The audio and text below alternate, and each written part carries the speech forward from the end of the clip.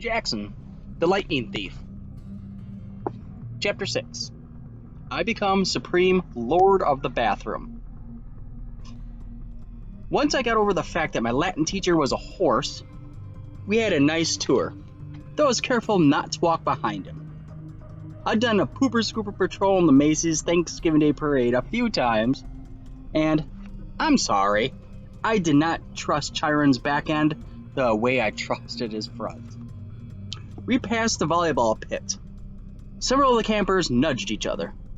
One pointed to the Minotaur horn I was carrying. Another said, "That's him." Most of the campers were older than me. The sadder friends were bigger than Grover, all of them trotting around in orange Camp Half-Blood t-shirts, with nothing else to cover their baggy, shaggy hindquarters. I wasn't normally shy, but the way they stared at me made me feel uncomfortable. I felt like they were expecting me to do a flip or something. I looked back at the farmhouse. It was a lot bigger than I'd realized. 4 stories tall. Blue sky blue with white trim. Like an upscale seaside resort. I was checking out the brass eagle weather vane on top when something caught my eye. A shadow in the uppermost window of the attic gable. Something had moved the curtain, just for a second, and I got the distinct impression I was being watched. "What's up there?" I asked Chiron. He looked where I was pointing, and his smile faded. "Just the attic." "Somebody live there?" "No," he said with finality. "Not a single thing." I got the feeling he was being truthful, but I was also sure something that had moved that curtain. "Come along, Percy," Chiron said, light-hearted tone now a little forced. "Lots to see." We walked through the strawberry fields, where campers were picking bushels of berries while a starter played a tune on a reed pipe. Chiron told me the camp grew a nice crop for export to New York restaurants in Mount Olympus. "It pays our expenses," he explained, "and the strawberries take almost no effort." He said Mr. D had this effect on fruit-bearing plants. They just went crazy when he was around. It worked best with wine grapes, but Mr. D was restricted from growing those, so they grew strawberries instead. I watched the satyr playing his pipe. His music was causing lines of bugs to leave the strawberry patch in every direction, like refugees fleeing a fire. I wondered if Grover could work that kind of magic with music. I wondered if he was still inside the farmhouse, getting chewed out by Mr. D. "Grover won't get in too much trouble, will he?" I asked Chiron. "I mean, he was a good protector."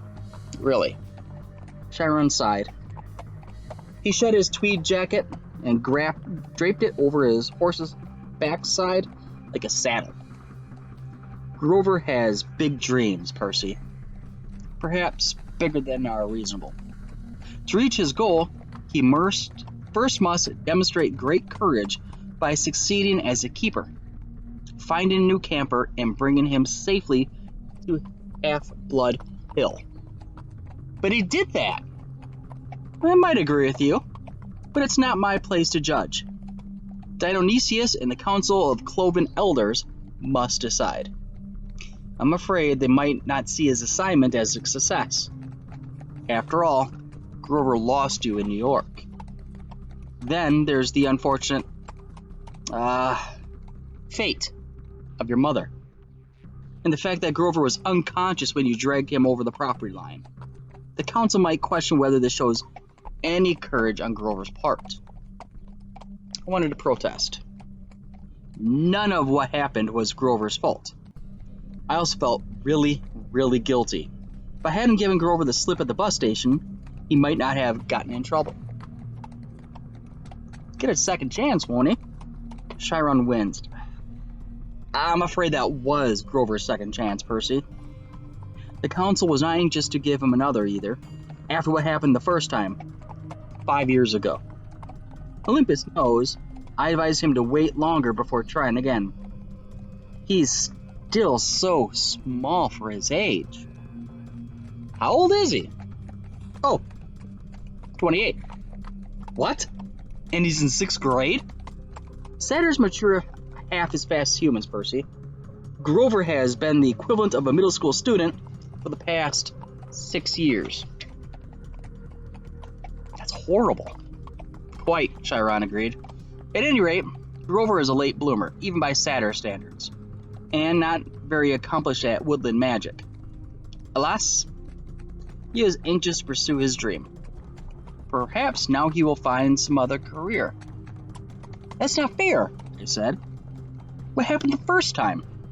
Was it really so bad? Chiron looked away quickly.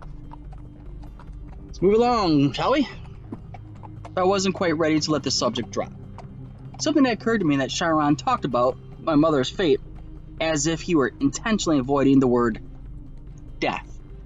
The beginning of an idea, a tiny, hopeful fire, started forming in my mind. Chiron? I asked. The gods and Olympus and all that are real. Yes, child. Does that mean the underworld is real too? Chiron's expression darkened. Yes, child. He paused as if choosing his words carefully. There is a place where spirits go after death. But for now, tell me no more. I would urge you to put that out of your mind. What do you mean? Until me no more. Come, Percy. Let's see the woods. As we got closer, I realized how huge the forest was.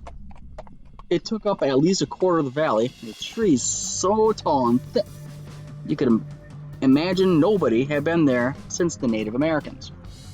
Chiron said, the woods are stocked. If you care to try your luck, but go armed. Stocked with what? And armed with what? You'll see. Kept to the flag is Friday night. Do you have your own sword and shield? My own... No, I don't suppose you do. I think a size 5 will do. I'll visit the armory later. I wanted to ask what kind of summer camp had an armory, but there was too much else to think about, so the tour continued.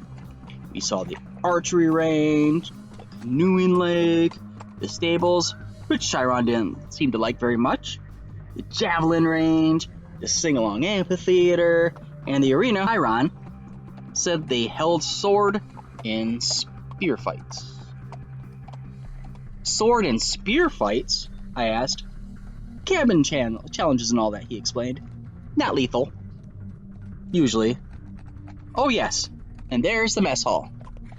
Chiron pointed to an outdoor pavilion formed in white Grecan columns on a hill overlooking the sea. There were a dozen stone picnic tables. No roof, no walls. What do you do when it rains? I asked. Chiron looked at me as if I'd gone a little weird. We still have to eat, don't we? I decided to drop the subject. Finally, he showed me the cabins. There were 12 of them, nestled in the woods by the lake. They were arranged in a U, with 2 at the base and 5 in a row on either side. And they were without doubt the most bizarre collection of buildings I'd ever seen. Except for the fact that each had a large brass number above the door, odds on the left, evens on the right. They looked absolutely nothing alike. Number 9 had smokestacks, like a tiny factory. Number 4 had tomato vines on the walls and a roof made out of real grass. 7 seemed to be made of solid gold, which gleamed so much in the sunlight it was almost impossible to look at. They all faced a commentary about the size of a soccer field, dotted with Greek statues, fountains, flower beds, and a couple of basketball hoops, which were more my speed. In the center of the field was a huge storm-lined fire pit. Even though it was a warm afternoon, the hearth smoldered. A girl about 9 years old was tending the flames, poking the coals with a stick.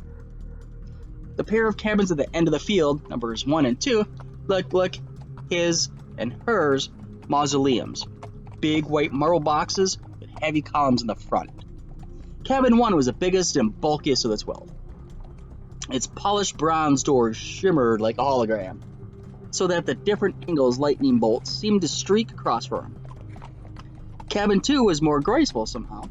with slimmer columns, gnarled and pomegranates, and flowers. The walls were carved with images of peacocks. Zeus and Hera? I guessed. Correct, Chiron said. The cabins look empty. Several of the cabins are. That's true.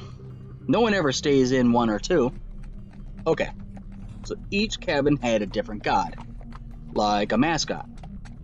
12 cabins for the 12 Olympians, but how would some be empty? I stopped in front of the first cabin on the left. Cabin 3. It wasn't high and mighty like cabin 1, but long and low and solid. The outer walls were rough gray stone, studded with pieces of seashell and coral, as the slabs had been hewn straight from the bottom of the ocean floor. I peeked at the inside doorway. Chiron said, "Oh, I wouldn't do that." Before he could pull me back, I caught the salty scent of the interior, like the wind on the shore of Montauk. The interior walls glowed like abalone. There were 6 empty bunk beds, silk sheets turned down. But there was no sign anyone had ever slept there. The place felt so sad and lonely. I was glad when Chiron put his hand on my shoulder and said, "Come along, Percy." Most of the other cabins were crowded with campers. Number 5 was bright red. A real nasty paint job, as if the color had been splashed on with buckets and fists. The roof was lined with barbed wire. A stuffed wild boar's head hung over the door, and its eyes seemed to follow me. Instead, I could see a bunch of mean-looking kids, both girls and boys, arm wrestling, arguing with each other while rock music blared. The loudest was maybe a girl, 13 or 14. She wore a size XXL Camp Half-Blood t-shirt under a camouflage jacket. She zeroed in on me and gave me an evil sneer. She reminded me of Nancy Bobofit, but the camper girl was so much bigger and tougher looking, and her hair was long and stringy, and brown instead of red. I kept walking, trying to stay clear of Chiron's hooves. "We haven't seen any centaurs," I observed. "No," said Chiron sadly. "My kinsmen are a wild and barbaric folk, I'm afraid. You might encounter them in the wilderness or at major sporting events, but you won't see any here. You say your name is Chiron. Are you really?" He smiled down at me. "The Chiron from the stories? Trainer of Hercules and all that?" "Yes, Percy, I am." "But shouldn't you be dead?" Chiron paused, as if the question intrigued him. "I honestly don't know about should be. The truth is, I can't be dead. You see, eons ago, the gods granted my wish. I could continue the work I loved. I could be a teacher of heroes as long as humanity needed me. I gained much more from that wish. I gave up much. I'm still here, so I can only assume I'm still needed. I thought about being a teacher for 3,000 years. It wouldn't have made my top 10 things to wish for list." "Doesn't it ever get boring?" "Oh no. Horribly depressing at times, but never boring." "Why depressing?" Chiron seemed to turn hard of hearing again. "Oh, look! Annabeth is waiting for us." The blonde girl I met at the big house was reading a book in front of the last cab on the left. Number 11. When we reached her, she looked over at me critically, like she was thinking about how much I drooled. I tried to see what she was reading, but I couldn't make out the title. I thought maybe my dyslexia was acting up. Then I realized the title wasn't in English. The letters looked like Greek to me. I mean, literally. There were pictures of temples and statues in different kinds of columns, like those in an architecture book. "Annabeth," Chiron said, "I have master's archery class at noon. Will you take Percy there?" "Yes, sir." "Cabin 11, Chiron told me, gesturing toward the doorway. "Make yourself at home." Out of all the cabins, 11 looked the most like a regular old summer camp cabin, with the emphasis on old. The threshold was worn down, the brown paint peeling. Over the doorway was one of the doctor symbols, a winged pole with 2 snakes wrapped around it. What do they call it? A caudicus.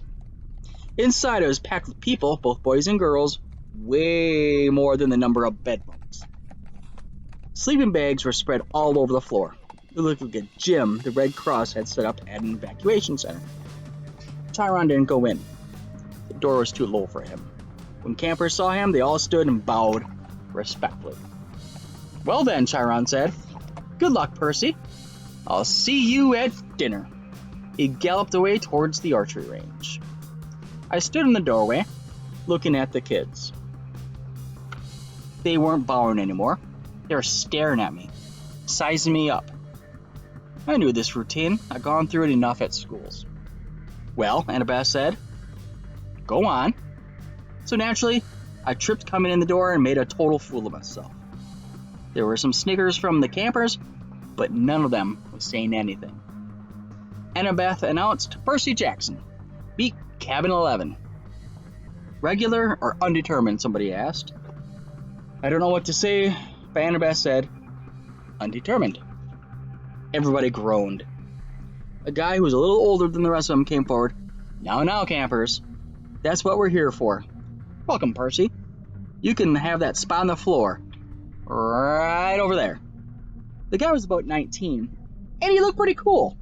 He was tall and muscular, with short-cropped sandy hair and a friendly smile. He wore an orange tank top, cut-off sandals,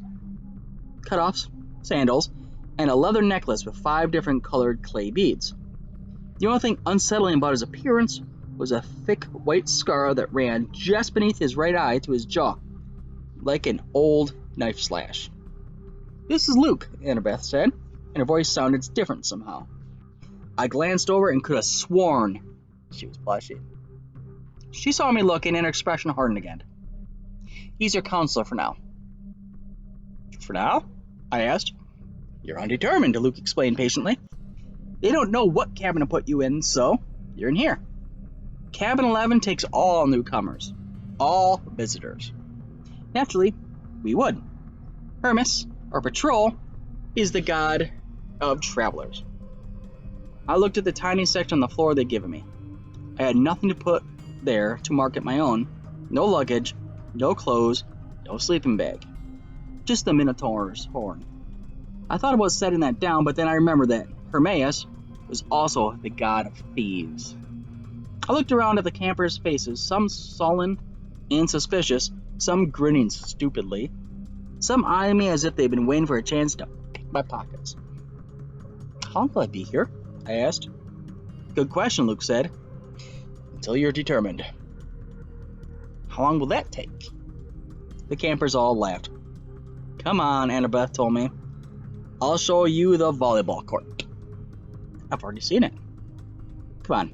She grabbed my wrist, dragged me outside.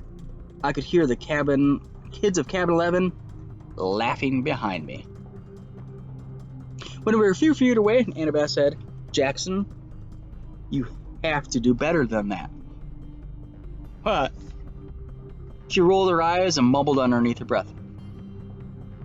"I can't believe I thought you were the one." "What's your problem?" I was getting angry now.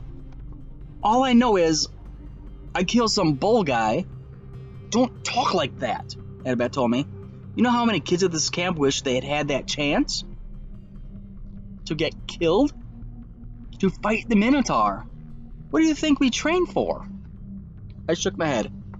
"Look, if the thing I fought really was the Minotaur, the same in the stories..." "Yes." "Then there's only one." "Yes." "And he died like a gajillion years ago, right? Theseus killed him in the labyrinth, so..." "Monsters don't die, Percy. They can be killed, but they don't die." "Oh, thanks. That clears it up. They don't have souls like you and me. You can dispel them for a while, maybe even for a whole lifetime if you're lucky. They are primal forces. Chiron calls them archetypes. Eventually, they reform. I thought about Mrs. Dodds. You mean if I killed one accidentally with a sword, your math teacher. That's right. She's still out there. You just made her very, very mad. How did you know about Mrs. Dodds? You talk in your sleep. You almost called her something. A furry? They're Hades torturers, right? Annabeth glanced nervously at the ground, as she expected it to open up and swallow her. Shouldn't call them by name even here. We call them the kindly ones, if you have to speak of them at all. Look, is there anything we can say without it thundering? I sounded whiny, even to myself, but right then, I didn't care. Why do I have to stay in cabin 11 anyway? Why is everybody so crowded together? There are plenty of empty bunks right over there. I pointed to the first few cabins and Annabeth turned pale.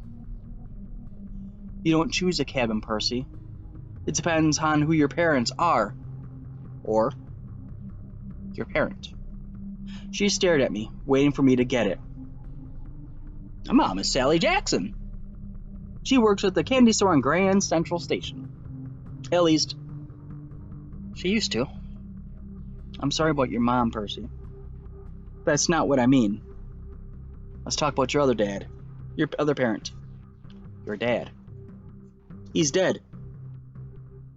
I never knew him. Annabeth sighed. Clearly, she had this conversation before with other kids. Your father's not dead, Percy. How can you say that? You know him? No, of course not. Then how can you say? Because I know you. You wouldn't be here if you weren't one of us. You don't know anything about me. No? She raised an eyebrow. I bet you moved around from school to school. I bet you kicked out of a lot of schools. How? Diagnosed with dyslexia. Probably ADHD, too. I tried to swallow my embarrassment. What does it have to do with anything? Taken together, it's almost a sure sign. The letters float off the page when you read, right? That's because your mind is hardwired for incomplete. And the ADHD, you're impulsive. Can't sit still in the classroom. That's your battlefield reflexes. In a real fight, they'd keep you alive. As for the attention problems, that's because you see too much, Percy. Not too little. Your senses are better than a regular mortal's. Of course your teachers want you medicated. Most of them are monsters. They don't want you seeing them for what they are.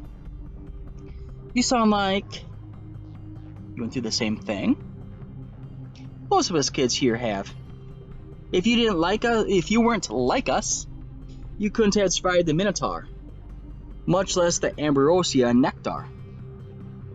Ambrosia and Nectar? The food and drink we were giving you to make you better. This stuff would have killed a normal kid. Would have turned your blood to fire and your bones to sand, and you'd be dead. You're half-blood. A half-blood. I was reeling with so many questions, I didn't know where to start. Then a husky voice yelled, Well, a newbie! I looked over. The big girl from Ugly Red Cabin was sauntering towards us. She had 3 other girls behind her, all big and ugly and mean-looking with her, all wearing camo jackets. Clarice, Annabeth sighed. Why don't you go polish your spear or something? Sure, Miss Princess, the big girl said, so I can run you through it every Friday night. Ear S. Crocus, Annabeth said, which I somehow understood was Greek for go to the crows, though I had a feeling it was worse curse than it sounded. You don't stand a chance. We'll pulverize you, Clarice said, but her eye twitched. Perhaps she wasn't so sure she could follow through on the threat. He turned on me. He's a little runt. Percy Jackson. Beat Clarice, daughter of Ares. I blinked. Like the war god? Clarice sneered. You got a problem with that? No, I said, recover my wits. Explains the bad smell. Clarice growled. We got an initiation ceremony for newbies, Percy. Whatever. Come on, I'll show you. Clarice, Annabeth tried to say.